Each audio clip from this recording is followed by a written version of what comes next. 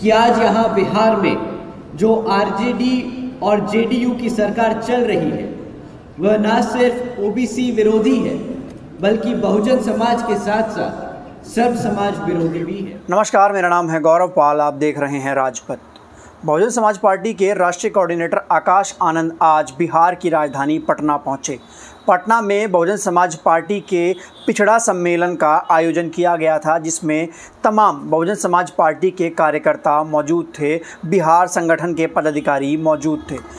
वहां पर आकाश आनंद ने कार्यकर्ताओं को संबोधित करते हुए पिछड़ों के हक अधिकार की बात कही। साथ ही साथ आकाश आनंद लालू और नीतीश सरकार पर बरसे। उन्होंने कहा कि पिछले 37 साल में पिछड़ों और अति पिछड़ों के साथ बिहार में ठगी हुई है, बिहार के युवा को ठगा गया है और तमाम ऐसी चीज़ें थी जो आकाश आनंद ने कही। आकाश आनंद ने लालू और नीतीश की सरकार पर जमकर हमला बोला। उन्होंने कहा कि इन लोगों के राज में बिहार जो है वो गर्त में गया है। बिहार के जो युवा हैं उनको बाहर काम करने के लिए जाना पड़ता है, बिहार में रोज़गार नहीं है, बिहार में तमाम चीज़ें नहीं हैं। कई बार सदस्य रही आदरणीय बहन कुमारी मायावती जी, राज्यसभा की कई बार सदस्य रही आदरणीय बहन कुमारी मायावती जी, जिन्होंने सभी एससी, एसटी, ओबीसी एवं अल्पसंख्यक समाज के साथ साथ सर्व समाज में से गरीब और कमजोरों के लिए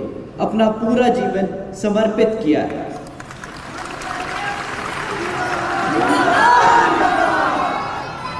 और मुझे गर्व है कि मुझे ऐसे महान नेता के नेतृत्व में काम करने का मौका मिल रहा है। आदरणीय बहन कुमारी मायावती जी का मैं हार्दिक अभिनंदन और आभार व्यक्त करता हूँ। अभी कुछ समय पहले किसी ने बोला आपने मौन व्रत धारण कर रखा है और बोला कि आकाश जी बिहार में तब आए हैं जब इलेक्शन आने वाले हैं। और हमारे प्रभारी जी ने बताया कि आकाश को आने की ज़रूरत नहीं है जब वो सब यहाँ बैठे हैं। तो मुझे पूरा भरोसा है कि हमारी स्टेट कमेटी के साथ साथ हमारे कार्यकर्तागण बिहार अकेले ही संभाल सकते हैं, सेंटर को नहीं आने की जरूरत है।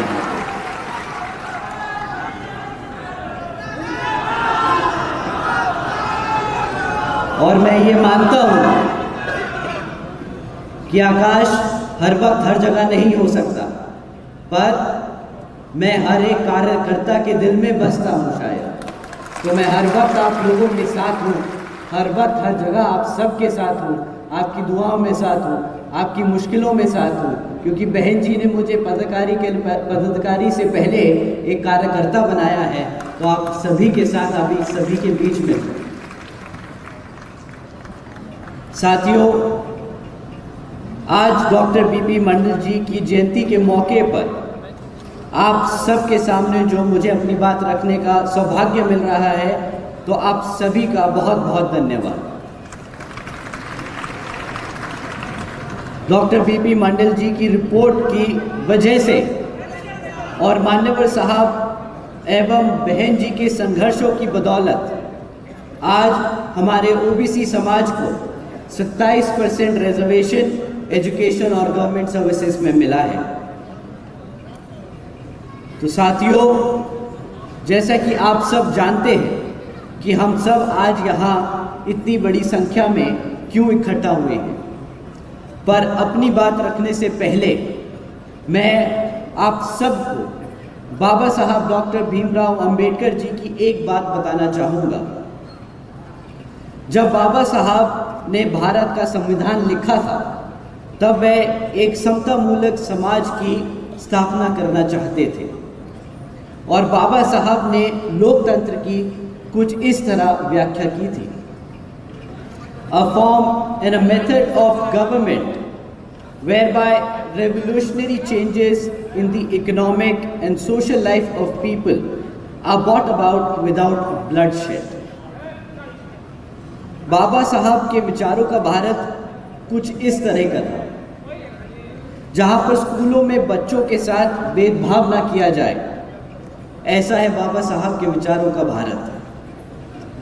जहाँ पर महिलाओं पर अत्याचार ना हो, ऐसा है बाबा साहब के विचारों का भारत।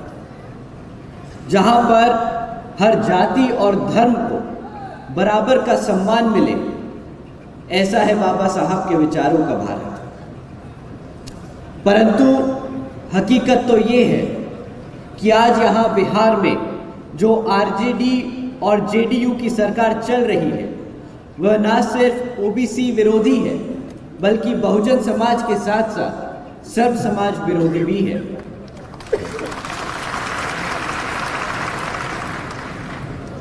बिहार में पिछले 33 वर्षों से ये दो पिछड़े समाज के नेता बिहार में सरकार चला रहे हैं, परंतु बिहार में पिछड़े अति पिछड़ों की हालत आज भी वैसी ही है जैसे पिछले 33 साल पहले थी।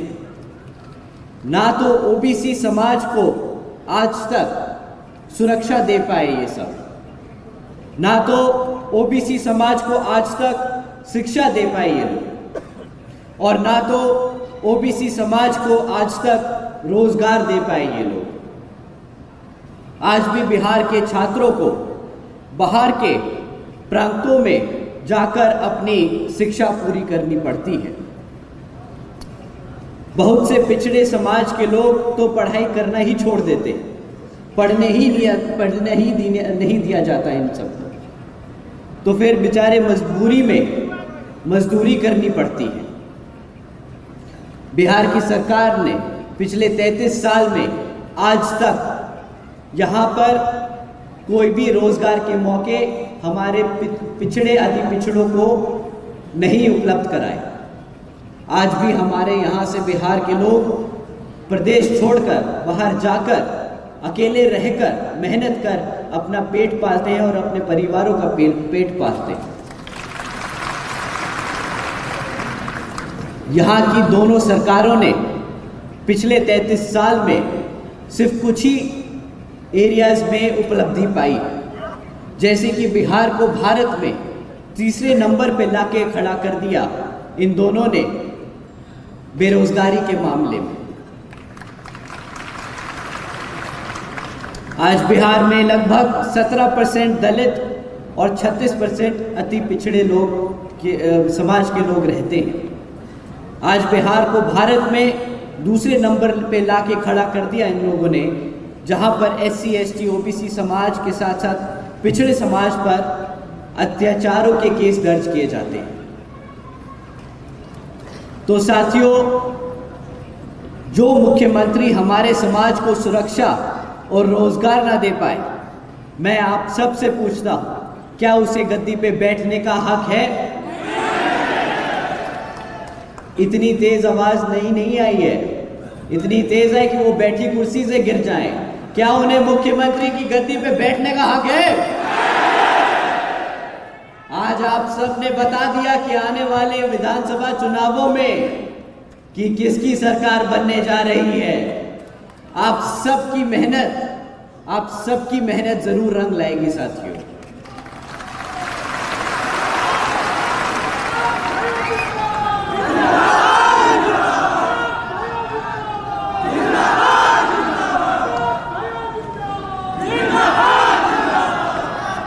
साथियों, आज मैं यहाँ इनकी विफलताएं गिनवाने नहीं आया हूँ, समय थोड़ा कम है और इनकी लिस्ट बहुत लंबी है, बल्कि जो हमारी पार्टी आपकी अपनी बीएसपी ने अपने ओबीसी समाज के साथ साथ पिछड़े समाज के लिए कार्य किए हैं, वो मैं आप सबको आपके बीच में बताने आया हूँ।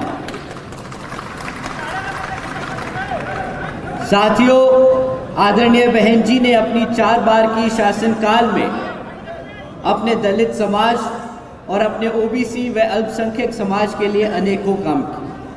आदरणीय बहन जी ने गरीब रेखा से नीचे जीवन व्यापन करने वाले पिछड़े व अति पिछड़े समाज के वर्गों के लोगों के लिए स्वास्थ्य बीमा योजना चालू की थी। आज यूपी में मनुवादी सोच रखने वाले जो लोग सरकारें चला रहे हैं, हमारे पिछड़े समाज के लिए ये व्यवस्था बंद कर चुके। यहाँ पे बिहार में आज तक हमारे पिछड़े समाज से ही रहते हैं मुख्यमंत्री, बट आज तक उन्होंने हमारे समाज के लिए ऐसा कोई कार्य नहीं किया। आदरणीय बहन जी ने अपने शासनकाल में 12,500 करोड़ की लागत से हमारे SC, ST, OBC व अति पिछड़े समाज के 3,50,000 से ज़्यादा परिवारों को महामाया आवास योजना के तहत अपना खुद का घर दिया। साथ ही साथ आदरणीय बहन जी ने पिछड़े वर्गों के भूमिहीन परिवारों के लिए 36,802 हेक्टेयर कृषि भूमि पर पट्टा आवंटित किया, जिससे हमारे पिछड़े व अति पिछड़े समाज के लोगों को के परिवारों को अति फायदा हुआ। आदरणीय बहन जी ने हमारे सभी संतों, गुरुओं और महापुरुषों के सम्मान में कई जिले और यूनिवर्सिटीज़ के नाम रखे, जैसे Gautam Buddha university, Ambedkar university, Chhatrapati Shahuji Maharaj university, Mahatma Jyotiba Phule नगर, महामाया नगर, संत कबीर नगर। और ये सब नाम बहन जी ने इसलिए रखे ताकि हमारी आने वाली पीढ़ी अपने संतों और गुरुओं के साथ साथ महापुरुषों के कभी ना भूले।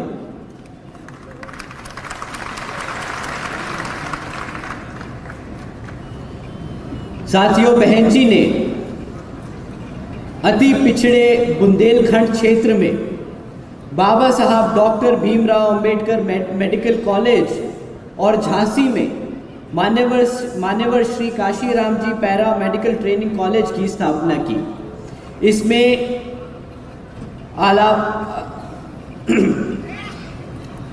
इसके अलावा पॉलिटेक्निक एवं ITI संस्थानों के भी पिछड़े वर्गों के लिए लोगों के लिए इन्होंने ये इंस्टीट्यूशन खोल के हमारे समाज के लोगों के लिए पढ़ने की व्यवस्था तय की। अन्य पिछड़े वर्गों के 8वीं कक्षा तक के स्टूडेंट्स के लिए निःशुल्क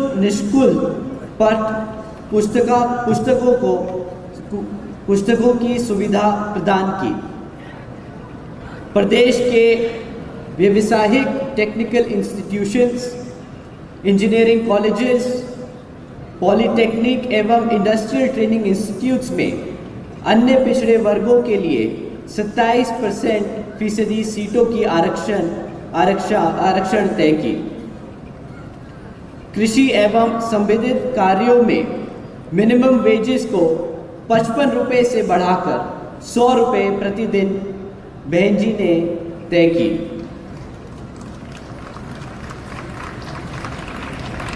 अन्य पिछड़े वर्गों के लोगों के लिए क्रीमी लेयर की वार्षिक आय सीमा 3 लाख रुपए से बढ़ाकर 5 लाख रुपए तक बहन जी ने अपने शासनकाल में तय की। साथ ही साथ बहन जी ने अपने शासनकाल में 90,000 से अधिक शिक्षकों को रोजगार देने का काम किया। 1 लाख से अधिक सफाई कर्मचारियों को भर्ती किया और 2 लाख से अधिक जवानों को पुलिस फोर्स में भर्ती किया, ताकि हमारे लोगों को अपना प्रदेश छोड़कर अपनों से दूर रहने की ज़रूरत ना पड़े।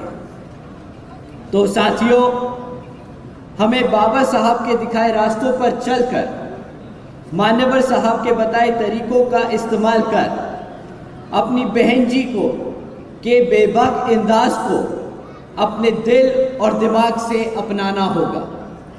मैं पूछता हूँ साथियों, आज आप सब इतनी बड़ी संख्या में यहाँ मौजूद हैं, मैं आप सब से पूछता हूँ, क्यों घबराते हो आप?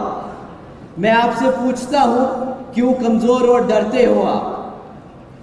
जब आपके सर पर उस शेरनी का हाथ है तो क्यों कमज़ोर महसूस करते हो आप?